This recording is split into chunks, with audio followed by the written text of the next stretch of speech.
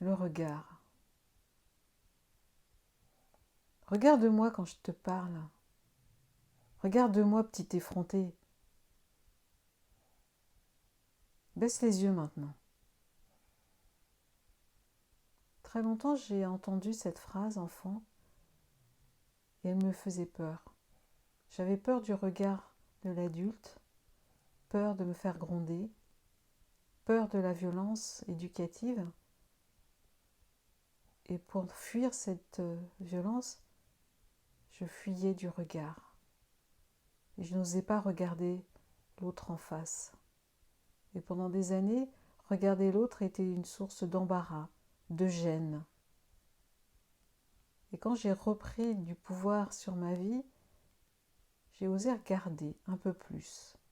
Je ne dis pas que c'est toujours aisé, mais je fais le choix de regarder l'autre quand je lui dis bonjour, quand je lui parle.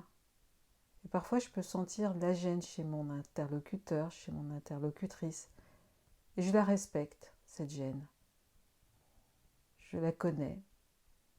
Je l'ai déjà identifiée et parfois elle refait surface dans ma vie. Et dans le regard, il y a une danse émotionnelle, où on se reprend, où on se met de côté, où on va vers l'autre. C'est un jeu intense pour les amoureux. Et en cette période de crise sanitaire aiguë, nous sommes très sollicités par le regard, puisque souvent nos visages sont masqués.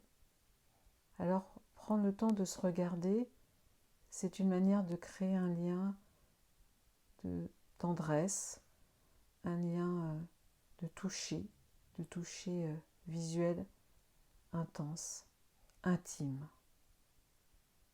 qui nous relie à l'autre. Et la distance sociale peut alors être réduite.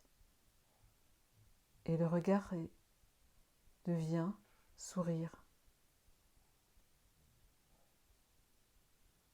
Merci pour ton écoute.